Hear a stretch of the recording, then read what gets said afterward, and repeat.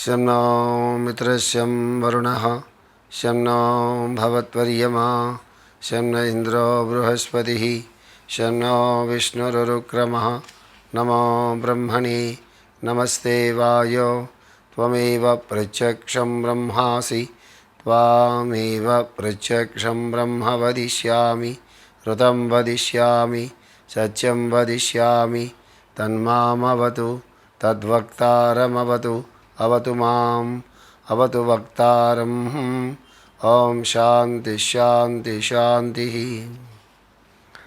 Next ఏం చెప్తున్నారు master గారు? So all these things should be set on one side. The I am which is yourself includes all these things as the mind of yourself. But the I am is only I am and nothing else. It is the light which illumines all the other things. It is the light from which everything comes. For example, in the empty space, there is one awakening in the form of I am, and there is the birth of one solar system. In the morning, you wake up from sleep into this consciousness. The moment you wake up, you exist as I am. Previously, you are existing, but the mind was not existing. Therefore, the little fellow mind cannot know that you are existing. You are beyond the mind, beyond the senses, beyond the body, beyond thoughts, beyond philosophy, beyond religions, beyond concepts. You are yourself. All these things come out of just as your body comes out every moment from yourself. And again, just as you leave off your body when it is old, all these things go away. The ideas, the thoughts, religions and philosophies help us in their own time. ఇది master గారు ఒక మంచి jet స్పీడ్లోకి వచ్చారు ఎక్స్ప్లెనేషన్లో. ఏం చెప్పారంటే, but I am is only I am అంటే మన ఆలోచనలు, మన భావాలు, మన జీవితం, మన ఆశయాలు, మన ఆదర్శాలు ఇవన్నీ ఆల్ టుగెదర్ ఇది మైండ్ సుమా, అది నువ్వు కాదు సుమా, అది ఐఆమ్ అనేది నేను కాదు సుమా, అది మైండ్ సుమా అని మొట్టమొదటి అర్థం చేసుకోవాలి. అంటే మనకు వచ్చే ఆదర్శాలు కానీ, మనకుంటే ఫిలాసఫీ కానీ, ఇది ఏదైతే మొత్తం అంతా ఉందో, అంటే దేంతో అయితే మనం జీవిస్తూ ఉంటామో ఆ మొత్తానికి కలిసి ఒక పేరు పెట్టుకుంటే అది మనస్సు అవుతుంది సుమా అని చెప్తున్నారు. అది నువ్వు కాదు, అది వేరు, నేను అనేది వేరు సుమా అని మొట్టమొదటి చెప్పారు.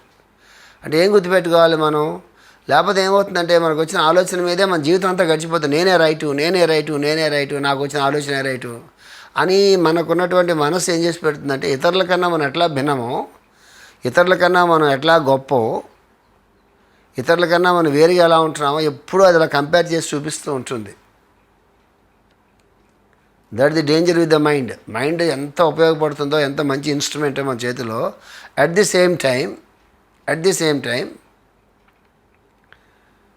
అది ఎప్పుడు సపరేట్నెస్ క్రియేట్ చేసి పెడుతుంటుంది. ఇతరులతో ఇద్దరి మధ్య సపరేట్నెస్ క్రియేట్ చేసి పెడుతుంది. అంటే ఇద్దరుగా మనం చూస్తున్నాం అంటే అది మైండ్ అనే అర్థం, గుర్తుపెట్టుకోండి. లేకపోతే ఒక్కటే ఉంటుంది. ఒకటే అంటే చూడడానికి అక్కడ ఆవిడ ఉంటాడు, చెప్పడానికి ఎవడుంటాడు, చూడడానికి ఎవడుంటాడు, ఒకటే ఉంటే.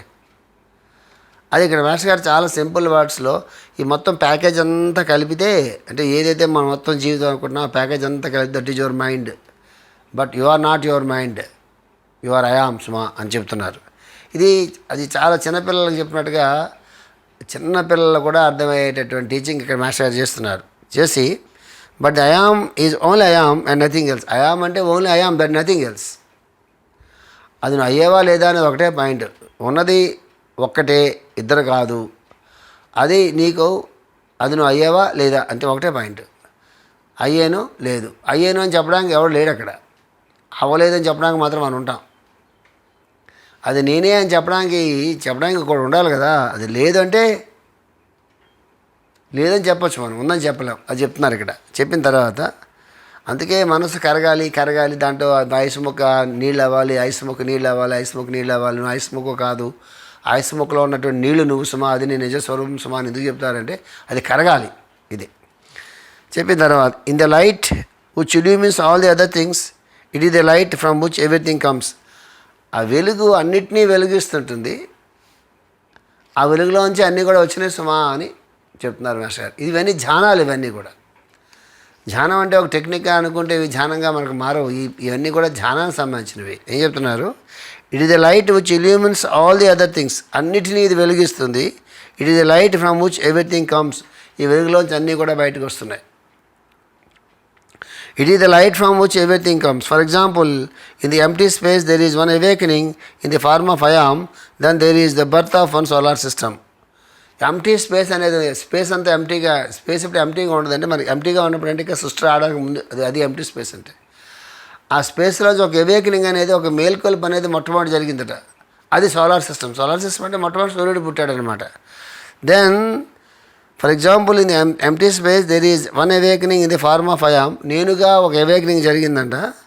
Then there is the birth of one solar system, మొట్టమొదటి ఒక మేల్కొల్పు రాగానే ఒక సౌర కుటుంబం పుట్టించుమా అని చెప్తున్నారు. మాస్టర్ గారు మంచి ఎగ్జాంపుల్ చెప్తారు. బోర్డు, బ్లాక్ బోర్డు ఉంటుంది చూసారా, బ్లాక్ బోర్డు మీద ఏమీ లేకుండా చెరిపేసిన తర్వాత బ్లాక్ బోర్డ్ అంతా ఒకటిగానే ఉంటుంది, దాంట్లో బ్లాక్ బోర్డే ఉంటుంది, బ్లాక్ బోర్డ్స్ అనేవి ఉంటుంది, బ్లాక్ బోర్డ్ ఉంటుంది. అది ఎంప్టీ స్పేస్ అనుకోండి. అందులో ఒక డాట్ పెట్టండి, బ్లాంక్గా ఉన్న బ్లాక్ బోర్డ్ మీద డాట్ పెట్టండి. డాట్ పెడితే ఏమైపోయింది, బ్లాక్ బోర్డ్ రెండు అయిపోయింది. ఇప్పుడు డాట్ అంటే బిందువు, చుక్క, ఇది కాని ఎంప్టీ స్పేస్, ఇది కానిటువంటి దాని తాలూకు సర్కంఫరెన్స్, సెంటర్ సర్కంఫరెన్స్ ఫామ్ అయిపోయింది కదా. అదే అన్నింటిలోకి చాలా పవర్ఫుల్ సింబల్. అది సూర్యుడికి వాడతాం సింబల్. మనం సూర్యుడికి ఏం వాడతాం, సర్కిల్ పెట్టి మధ్యలో ఒక డాట్ పెడతాం, సెంటర్లో డాట్ పెట్టినప్పుడు that is symbol of sun అంటాం మనం. సన్కి ఆ సింబల్ వాడతాం మనం. అంటే ఏంటి, సన్ అనేటటువంటిది, సూర్యుడు అనేటటువంటి వాడు ఒక అవేకనింగ్గా బయటకు వచ్చినప్పుడు ఆయన కాంతి అయితే ఆయన చుట్టూ ఉన్నటువంటిది అనేటటువంటి ఫామ్ అయిపోయింది. రెండు అయిపోయింది. 2 నుంచి 3, 3 నుంచి 4, 4 నుంచి 5. మాస్టర్ గారు చాలా గొప్పగా ఎక్స్ప్లెయిన్ చేస్తారు. మొట్టమొదటి 1 ఎలా వచ్చింది, 0లోంచి 1 ఎలా వచ్చింది, పూర్ణమది 1 ఎలా వచ్చింది, 1లోంచి 2, 2లోంచి 3, 3లోంచి 4, పైథాగరస్ ఈ 9 అంకెల్లోనే మొత్తం సృష్టిక్రమం అంతా ఎక్స్ప్లెయిన్ చేశారు సుమా అని చెప్పి మాస్టర్ గారు చాలా మాటలు మన లెక్చర్లో చెప్తూ ఉండేవాళ్ళు. సో ఇక్కడ చెప్తున్నారు, మొట్టమొదటి అవేకనింగ్ వచ్చింది. అవేకనింగ్ సౌర కుటుంబం అనేది పుట్టింది సుమా అని చెప్తున్నారు. దాన్ని దేంతో కంపేర్ చేస్తున్నారు. Then there is the birth of the solar system. In the morning you wake up from sleep into the consciousness. ఈ ఎగ్జాంపుల్ ఏం చెప్తున్నారు, చాలా మాటలు నేను ప్రతి లెక్చర్లో నుంచి నేను ఎగ్జాంపుల్ చెప్తూ ఉంటాను. స్లీప్ అండ్ అవేకనింగ్, మార్నింగ్ లేవటం ఎప్పుడు ఎగ్జాంపుల్. ఎందుకంటే అది సాధన. అది ఎందుకు నేను ప్రతి 3-4 లెక్చర్లో కూడా నేను ఖచ్చితంగా ఇది మన నిద్రపోయే క్షణం గురించి, మెలకు వచ్చే క్షణం గురించి అది నేను మెన్షన్ చేయకుండా సాధారణంగా లెక్చర్లో కూడా అది నాకు సాధన. అది సాధించుకోవాలనేటువంటిది ఉన్నప్పుడు ఆ రిపీటెడ్గా మైండ్లోకి వస్తే ఎప్పుడోకప్పుడు అది టక్ మన అవేకనింగ్ అనేది మనకి ఎప్పుడోకప్పుడు కలుగుతుంది. ఏం చెప్తున్నారు మాస్టర్ గారు, you wake up from sleep into the consciousness. The moment you wake up you exist as I am. నిద్రలోంచి మెలకువలోకి రాగానే మనకేం తెలుస్తుంది, మొట్టమొదట మనం ఉన్నామని తెలుస్తుంది. మనం ఉన్నామని చెప్పి ఇంగ్లీష్లోనో, తెలుగులోనో, ఫ్రెంచ్ తెలియదు కాదు, మనం ఉన్నామని చెప్పని తెలుస్తుందంటే అది అనిపించడం కాదు. మన ప్రత్యేకంగా నేను ఉన్నాను, ఇంకా నేను రాత్రి మరణించలేదు కాబట్టి నేను మెలకువలో, ఇవన్నీ మనకు అనిపించవు. ఒక క్షణంలో మనకు మనం ఉన్నామని తెలుస్తుంది కదా లేదా. ఆ తెలిసిందని మీరు ఎలా ఎక్స్ప్లెయిన్ చేస్తారు. ప్రతిరోజు నిద్రలోంచి మనం మెలకువలోకి వస్తాం కదా, మెలకువలోకి రాగానే మనం ఉన్నామని మనకు తెలుస్తుంది కదా. అదేమన్నా మీకు వాక్యంగా మీకు ఏమైనా గుర్తుకొస్తుందా, ఒక లాంగ్వేజ్లో మీకు ఏమైనా గుర్తుకొస్తుందా, భావంగా మీకు ఏమైనా గుర్తుకొస్తుందా, ఒక గుర్తుగా మీకు ఏమైనా గుర్తుకొస్తుందా. తెలుస్తుందంటే ఏ తెలియటం, అది ప్రపంచం చూసి మనం నేర్చుకున్నటువంటి తెలియటమా, అది నల్లగా ఉంది, తెల్లగా ఉంది, ఎర్రగా ఉందని తెలియటమా, ఆరు వీళ్ళు మన బంధువులని చెప్పి తెలియటమా, ఆ తెలియటమా ఇది. ఒకసారి కళ్ళు మూసుకుని ఆలోచించండి. మీకు you know that you are existing అని అంటున్నారు మాస్టర్ ఇక్కడ. You know that you are existing అనేది ఉదయం మెలకు రాగానే మీకు ఎట్లా తెలుస్తుందండి, తెలుస్తుంది అంతే, దానికి ఎక్స్ప్లెనేషన్ లేదు. సృష్టి కూడా అట్లాగే వస్తుంది, సృష్టి కూడా అట్లాగే వస్తుంది. మనం ఉన్నామని మనకు తెలుస్తుందంటే ఎట్లా తెలుస్తుందంటే గాలి పీల్చుకుంటున్నాం కాబట్టి తెలుస్తుందా, చూస్తున్నాం కాబట్టి తెలుస్తుందా. ఇదంతా మనం బయాలజీ క్లాసెస్లో లోకోమోషన్ అనేది living beings and non living beings అని చెప్తారు. బయాలజీ క్లాసులో మొట్టమొదటి బయాలజీ చదువుకుంటే మొట్టమొదటి చెప్తారు. Living beings and non living beings ఎలా డిఫరెన్షియేట్ చేస్తారంటే, లివింగ్ బీయింగ్స్కి లోకోమోషన్ ఉంటుంది. లోకోమోషన్ అంటే కదులుతాయి అన్నమాట. ఇప్పుడు చెట్లు కదలవు కదా, చెట్టుకు ప్రాణం ఉంది కథలో కదా అంటే చెట్టు తాలూకు మాను కదలదు కానీ చెట్టు తాలూకు వేర్లు కదులుతాయి. అది చాలా దూరం వెళ్ళి నీళ్ళు ఎక్కడి దాకా వెళ్ళిపోతాయో అంతవరకు వెళ్ళి నీళ్ళని కంజాలని తీసుకొచ్చి అంతవరకు వెళ్ళి నీళ్ళు దొరికేదాకా ఆ వేళ్ళు అలా జర్నీ చేస్తూనే ఉంటాయి. ఆ చెట్టు తాలూకు సైజుని బట్టి అది లోకోమోషన్ ఉంటుంది. రాళ్ళకి లోకోమోషన్ ఉంది. రాయి ఎక్కడ పెడితే అక్కడే ఉంటుంది కదా, దాని లోకోమోషన్ లేదు కాబట్టి నాన్ లివింగ్ బీయింగ్ అని.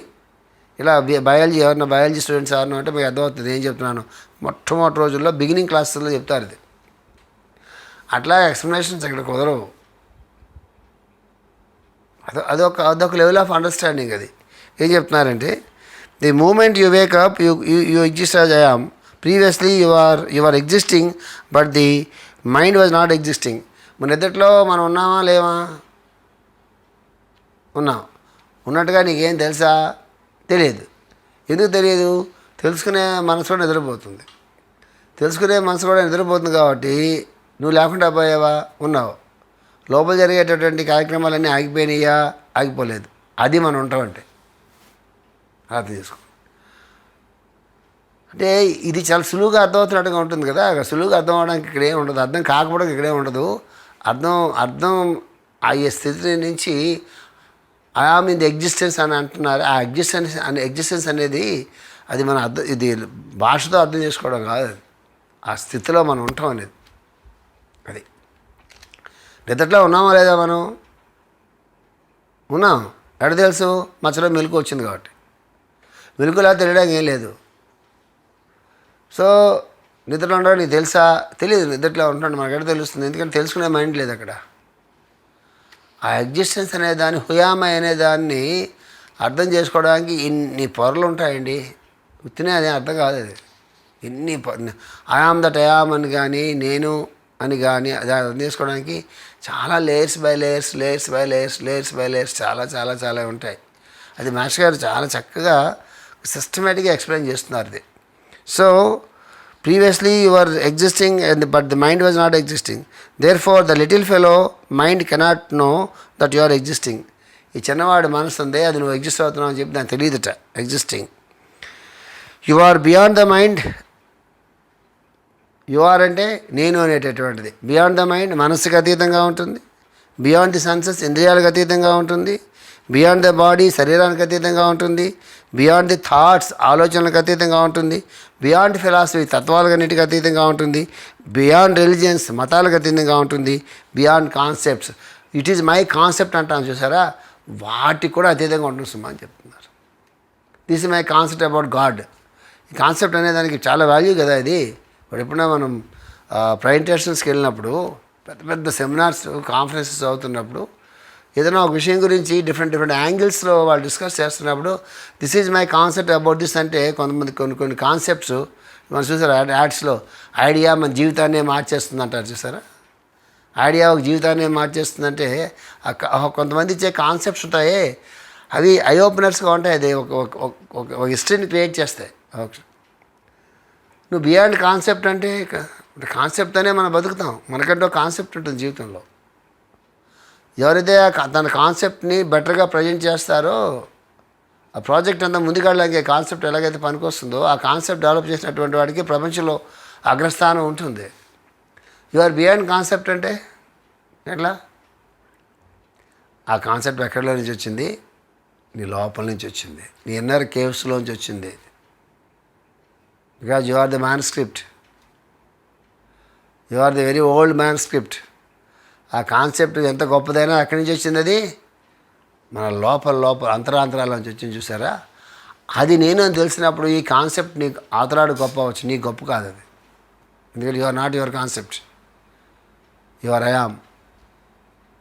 అది మాస్టర్ గారు చెప్తున్నారు. ఈ భావనలోకి వెళ్ళకపోతే ఏమవుతుందంటే, మన కాన్సెప్ట్ చాలా గొప్పదని మనం అనుకున్నప్పుడు అవతలవాడు మన కాన్సెప్ట్ని యాక్సెప్ట్ చేయకపోతే వాడి మీద మన కోపం వస్తుంది, లేదా మనకు దుఃఖం వస్తుంది, లేదా మనకు బాధ వస్తుంది, ఏదో ఒకటి ఉంటుంది. అందుకే శ్రీకృష్ణుడు ఇవన్నీ ఎక్స్ప్లెనేషన్లు పక్కన పెట్టి కర్తృత్వాన్ని ఆపాదించుకోక సమానం చెప్తాడు. అంటే ఎంత ప్రపంచం దాన్ని ఎంత పొగిడినా, ఈ కాన్సెప్ట్ ఎంత గొప్పదైనా, నీ ఫిలాసఫీ ఎంత గొప్పదైన ప్రపంచం నేను పొగిడినా కూడా నువ్వు అన్నిటికన్నా అత్యధికంగా ఉంటున్నావు సుమా. నేను ఏది కాదు సుమా. దాంతో ఇవన్నీ వెలిగించబడ్డాయి సుమా తెలుసుకో సుమా అని చెప్తున్నారు. చెప్పి యు ఆర్ యువర్ సెల్ఫ్, నువ్వే, నేనే. అది all these things come out just as your body come out every moment. All these things come out just as your body comes out every moment. అన్నీ నీ నుంచి బయటకు వస్తున్నాయి. అలాంటి నీ శరీరం నీ నుంచి ప్రతిసారి బయటకు వస్తుంది కదా, అలా వస్తుంది సుమా అని చెప్తున్నారు. శరీరం ప్రతిసారి బయట రావడం ఏంటి? శరీరం ఇలాగే ఉంది కదా అంటే శరీరం ఇలాగ ఉండదు. ప్రతి క్షణం కూడా మనం తెలియకుండా ఎన్నో లక్షలు ఎన్నో మృత కణాలన్నీ కూడా బయటికి వెళ్ళిపోతూ ఉంటే, కొత్తవి మళ్ళీ పుడుతూ ఉంటే, బయటికి వెళ్ళిపోతుంటే, కొత్తవి మళ్ళీ పుడుతుంటే, బయటికి వెళ్ళిపోతుంటే, కొత్తవి మళ్ళీ పుడుతూ ఉంటే, దాంతో శరీరం అలా ఉన్నట్టు కనిపిస్తుంది కానీ ఎట్లా ఉండదు. ఇది ఎప్పుడు బయటికి వెళ్ళిపోయి వచ్చి ఉంటుంది. ఎగ్జాంపుల్ చాలా మాట మనం చెప్పుకున్నాం దీని గురించి. కొళాయి దగ్గర నీళ్లు వదిలినప్పుడు తక్కువగా కొళాయి వదిలితే డ్రాప్గా పడుతుంటుంది. కొళాయిని కొంచెం ఎక్కువ తిప్పినప్పుడు ఈ డ్రాప్స్ అన్నీ కలిసి ఒక ధారగా మనకు కనిపిస్తాయి. కానీ ఒక ధారగాలో కూడా డ్రాప్స్ ఉంటాయి సుమా. అట్లాగే ఒక స్పీడ్లో భూమి తన చుట్టూ తాను తిరుగుతున్నప్పుడు కానీ, ఒక స్పీడ్లో ఇవన్నీ మృతకణాలన్నీ కూడా డెడ్ సెల్స్ అన్నీ కూడా బయటికి వెళ్ళిపోయి మళ్ళీ కొత్తవి పుడుతున్నప్పుడు కానీ ఆ ఒక స్పీడ్లో జరుగుతూ ఉంటుంది కాబట్టి అది స్టాటిక్గా ఉన్నట్టుగా కనిపిస్తుంది. కానీ ఇలా ఉండదు. ఎప్పుడు ఇది పుట్టి చచ్చిపోతూ ఉంటుంది ప్రతి క్షణం కూడా. చాలా మాటలు మాస్టర్ గారు చెప్పిన విషయం మనం చెప్పుకున్నాం. చెప్పి all these things come out just for your body, just as your body comes out every moment from your self. And again just as you leave off your body when it is old, all these things go away.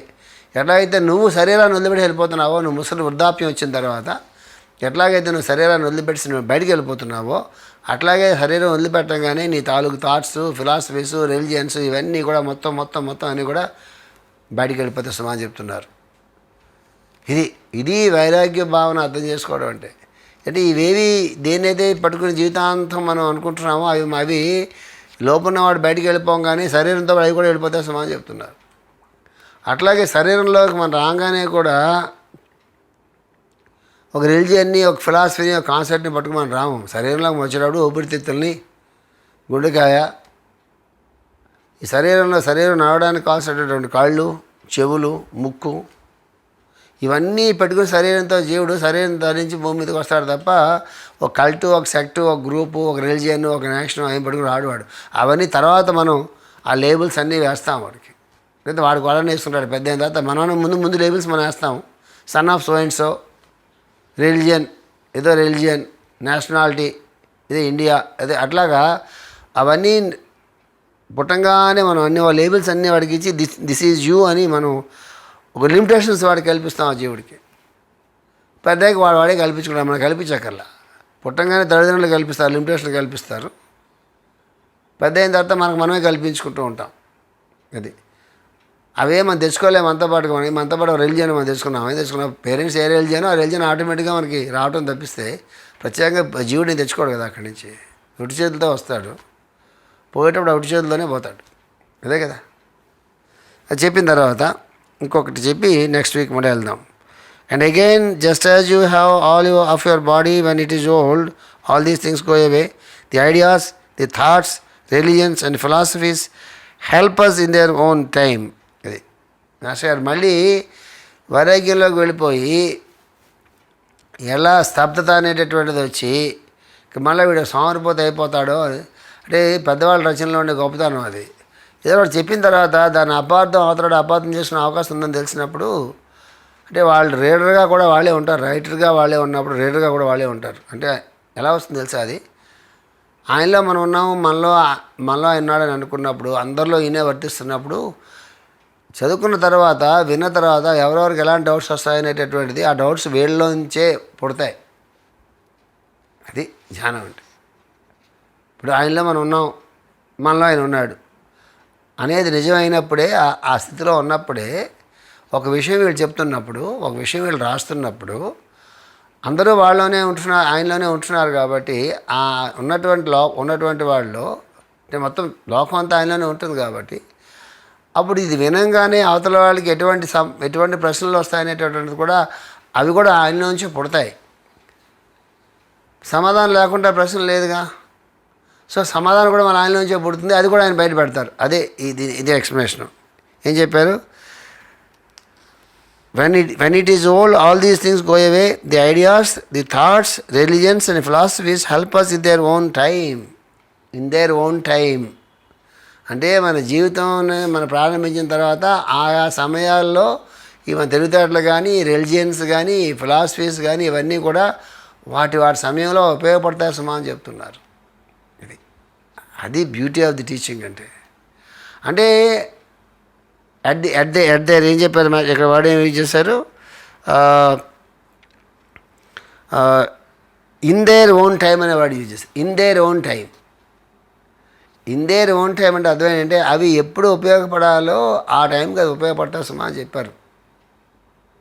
మనం కూడా దేన్ని ఎప్పుడు ఉపయోగించుకోవాలో, ఎంతవరకు ఉపయోగించుకోవాలనేది మనకి స్పష్టంగా తెలియాలంటే మనకు డిస్క్రిమినేషనే కావాలి.